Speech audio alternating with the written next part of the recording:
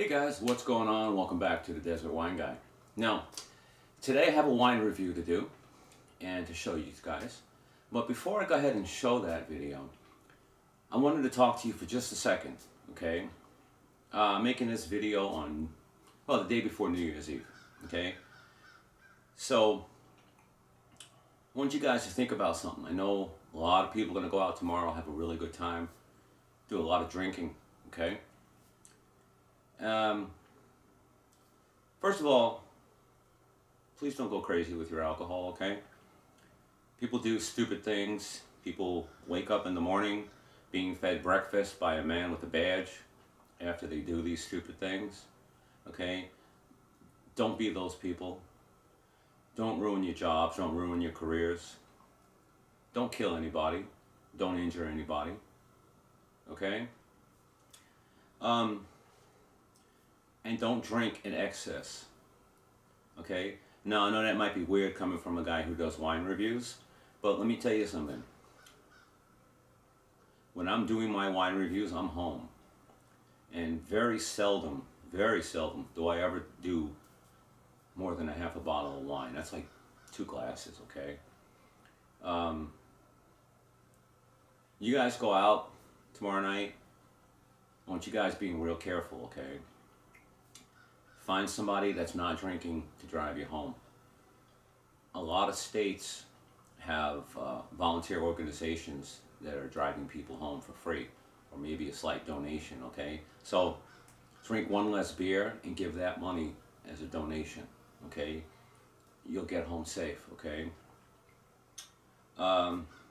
Yeah, no playing games here, guys. DUI, drinking when you're high on any kind of drug, and alcohol is a drug. That's stupid, okay? Yeah, don't do it, okay? So go out tomorrow, have a great time, okay? Don't drink a lot, and if you're gonna drink a lot, have somebody drive you home or stay where you are, okay? All right, check out the video. I hope you guys enjoy the wine review coming up. And thanks for checking out the Desert Wine Guy. You guys have a great New Year's, and I will see you next year.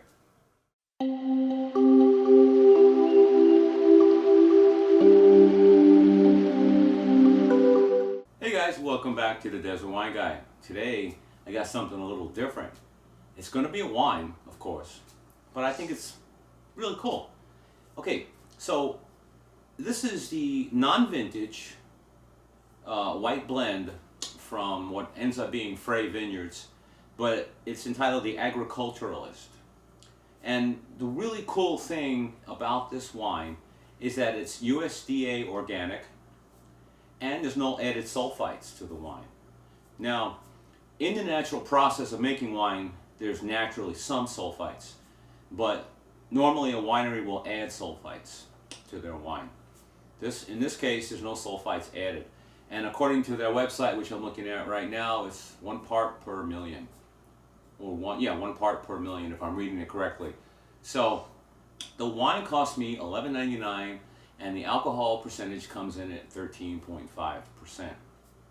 So I thought it was really cool to share this with you guys. And you know, I was at the wine shop, I think yesterday as a matter of fact, and I wanted something different, you know.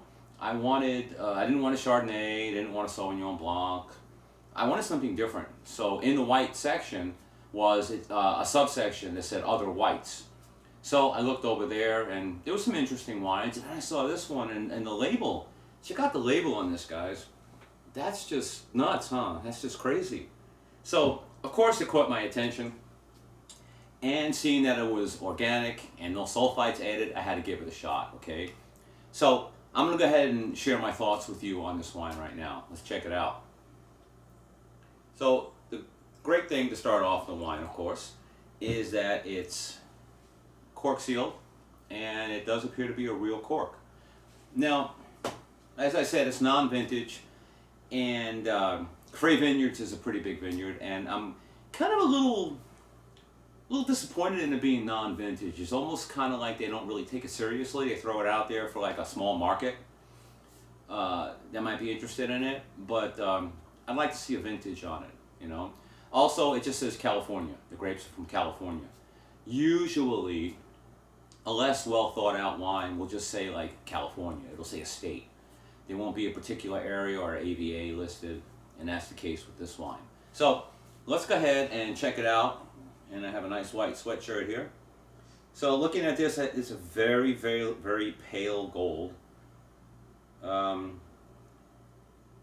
And I see what appears to be a little bit of carbonation in here. Now I don't see bubbles really rising to the top of it. There might be a couple. I see a lot of them on the bottom though. So we'll go ahead and smell the wine now, see what I can pick up on the nose. Okay, so I'm getting some light peach, light apricot.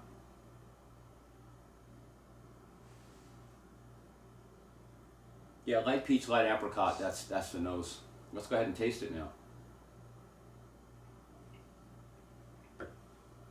So, there is a carbonation to it, and it seems to come like in the middle of my tongue. Not like at the tip of my tongue, but in the middle. There's a nectarine and a peach that come forward. They both appear to be like an unripe peach and nectarine. It's a very dry wine. I'm not picking up much of any fruit sweetness at all in the wine, which I'm a little disappointed in. I actually expected this wine to be medium sweet wine, and I was prepared for that, you know.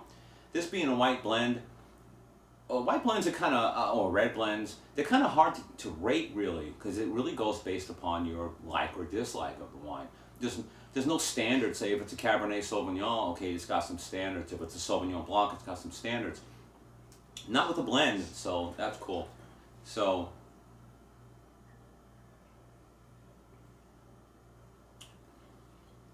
yeah, there's a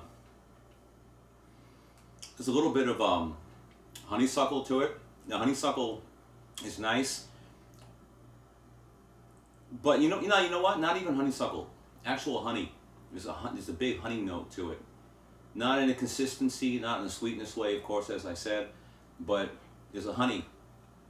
And it interacts and mixes in with that unripe nectarine and peach. And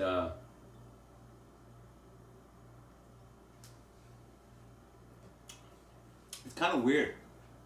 Like I said, it's a very dry wine, and I think that dryness kind of throws me off. It's throwing my palate off a little bit. Do I like the wine? Not particularly, no. Do I think it would be good at the pool? Probably not, because of the unripeness of the fruit that's coming across. It's a weird wine. It's really, it's kind of like a feeling. You know how you have a feeling about a wine, you really can't put your finger on it, but there's just something there that's weird. This is like it's off, to me at least.